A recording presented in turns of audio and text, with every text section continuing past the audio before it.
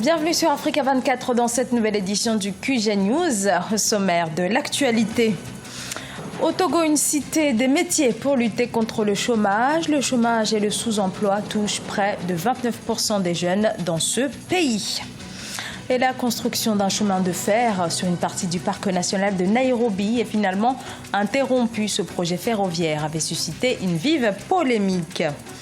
La fonction publique tchadienne s'inquiète des mesures de coupure budgétaire drastiques adoptées par le gouvernement pour réduire le déficit public. L'Assemblée générale des Nations unies s'est ouverte ce mardi à New York. 193 pays sont présents, parmi lesquels la Côte d'Ivoire. Cette Assemblée générale est importante pour la Côte d'Ivoire qui défend actuellement sa candidature au poste de membre non permanent du Conseil de sécurité de l'ONU. Sur les enjeux de cette Assemblée de l'ONU pour la Côte d'Ivoire, on écoute Mabry Touakeuse, ministre ivoirien des Affaires étrangères. Il est au micro de Marie-Angèle Touré, l'une de nos envoyé spécial à New York. 71e Assemblée générale des Nations unies. Je me trouve juste devant le siège de cette organisation et en compagnie d'un ministre de la Côte d'Ivoire, ministre des Affaires étrangères, Albert Mabry Touakeuse. Soyez le bienvenu. Dites-nous, quel est l'intérêt pour la Côte d'Ivoire de participer à un événement de cette envergure?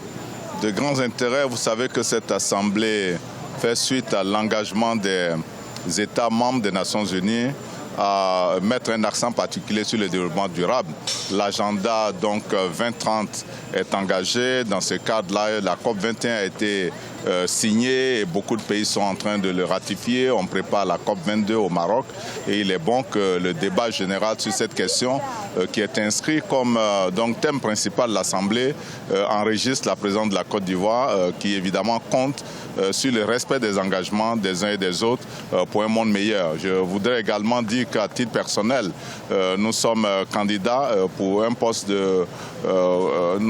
non permanent au Conseil de sécurité pour la période 2018-2019 et il est important également que nous soyons là pour le signifier à tous nos amis, à tous les membres des Nations Unies.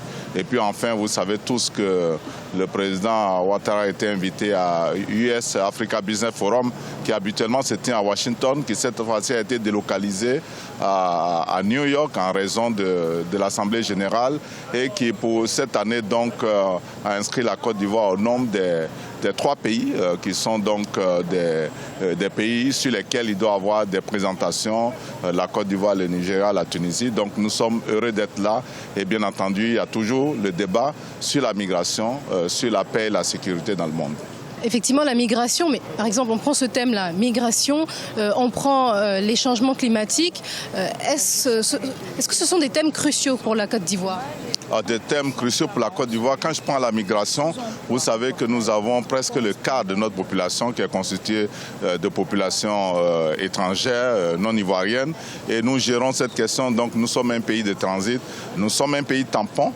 Lorsque ça va bien en Côte d'Ivoire, nous retenons beaucoup de citoyens des pays voisins d'Afrique et même plus lointains. Quand ça ne va pas, évidemment, nous partageons les difficultés avec ces populations. Donc nous voulons que la situation des pays comme la Côte d'Ivoire soit prise en compte. Et évidemment, quelquefois, lorsqu'on arrête quelqu'un qu'on veut le rapatrier, il dit « je suis de la Côte d'Ivoire ». Ce n'est pas parce qu'il est de la Côte d'Ivoire fondamentalement, c'est parce qu'il veut être rapatrié en Côte d'Ivoire. Donc le dialogue-là doit toucher à l'origine des problèmes, à la source et trouver des solutions structurelles durables. Merci à vous, Monsieur le Ministre. Merci beaucoup. Merci à vous, chers téléspectateurs. J'étais donc en compagnie du ministre Albert Mabry Touakeuse, ministre des Affaires étrangères de la Côte d'Ivoire, dans le cadre de la 71e Assemblée générale des Nations unies. Le Togo vient de se doter d'une cité des métiers. Une réponse peut-être au chômage et au sous-emploi des jeunes. Pour rappel, en 2014, le gouvernement togolais s'était engagé à réduire chaque année de 0,5% le taux de chômage et de 1% par an celui du sous-emploi. Reportage notre correspondante au Togo, Aimé Fakofi. Voici le site qui va abriter la Cité des métiers de Lomé. Avec un investissement d'un peu plus de 115 millions de francs CFA, la fin des travaux de construction de cette cité est annoncée pour janvier 2017. Le projet est porté par l'Agence nationale pour l'emploi au Togo avec le financement de la municipalité de Lomé. Officiellement lancée le 8 septembre 2016, la cité comprend 4 pôles, dont un dédié à l'orientation scolaire ou professionnelle et un autre qui permettra aux jeunes diplômés d'organiser son parcours professionnel. Dans le contexte singulier du Togo, nous avons opté pour 4 pôles. Il y a le pôle Trouver son emploi, qui va permettre aux jeunes qui veulent par exemple savoir rédiger un CV, qui veulent avoir des informations sur comment réussir son entretien d'embauche ou réussir sa lettre de motivation. Il y a le pôle Choisir son orientation, donc notamment sur le champ de l'orientation scolaire professionnelle. Il y a des conseillers ou des spécialistes qui sont là pour délivrer des services. Il y a le pôle Organiser son parcours professionnel de formation. Et sur le champ de la création d'activités, il y a un pôle qu'on a nommé Créer son activité. Si cette cité vient en réponse à certaines difficultés qui ralentissent la réduction du taux de chômage et de sous-emploi au Togo, pour le directeur de l'Agence nationale de l'emploi, le projet présente une certaine particularité. D'abord, c'est dans le cadre d'une ville très active qui rassemble à peu près 90% des entreprises formelles du pays. Donc, on a intérêt à ce que le tissu industriel utilise des services reçoivent dans une durée raisonnable toute la main-d'œuvre compétente dont elle a besoin. La Cité des métiers est un modèle aussi unique, le tout premier en Afrique. Lomé fait déjà des émules.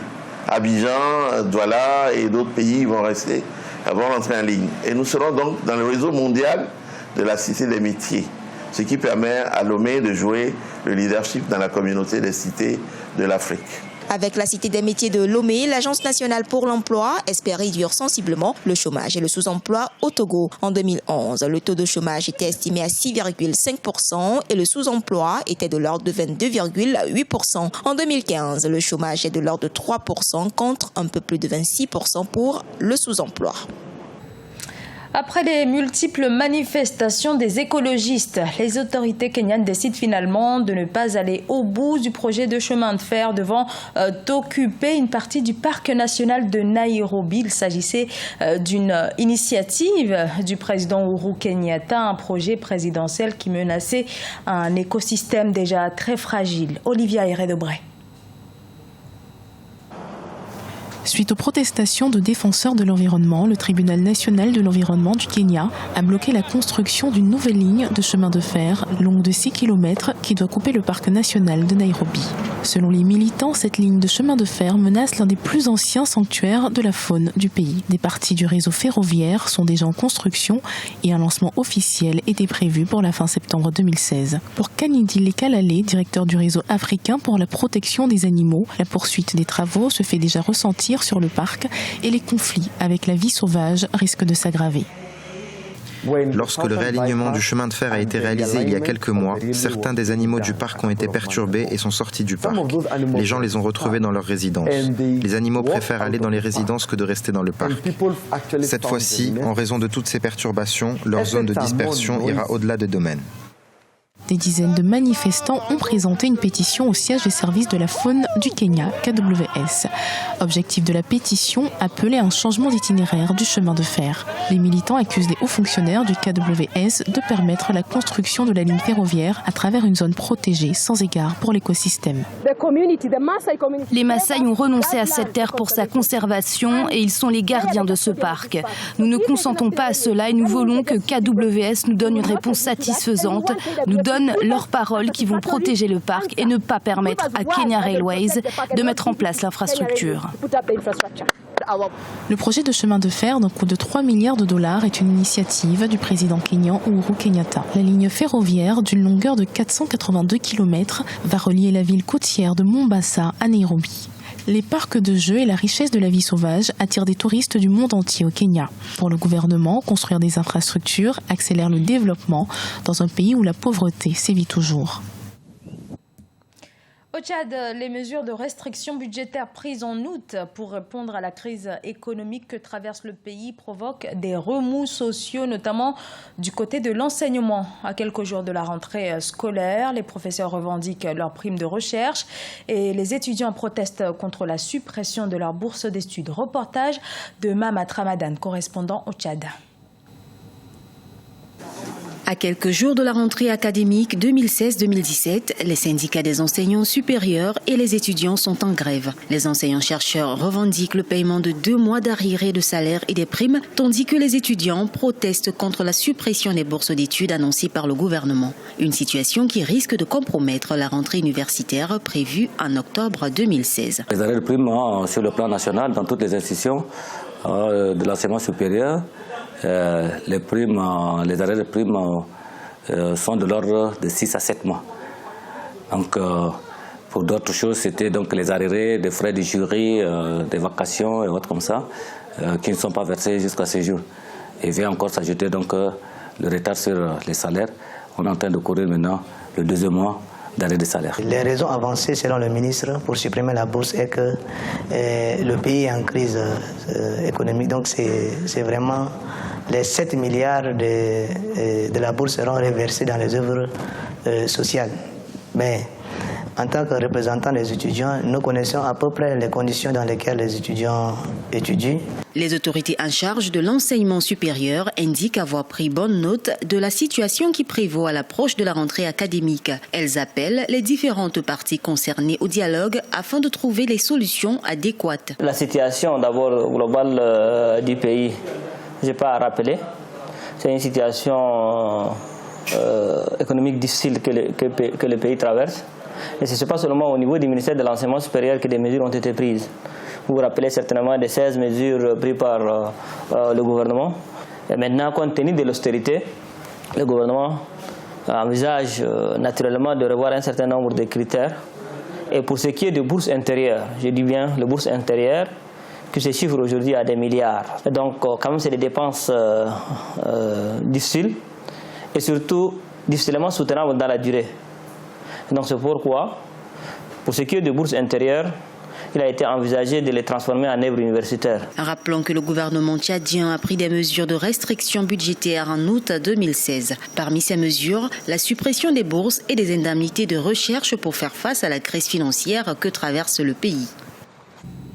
Ce journal a été réalisé par l'ensemble de la rédaction. Nous vous remercions pour votre fidélité. Dans un instant, une nouvelle édition de l'actualité sur Africa 24.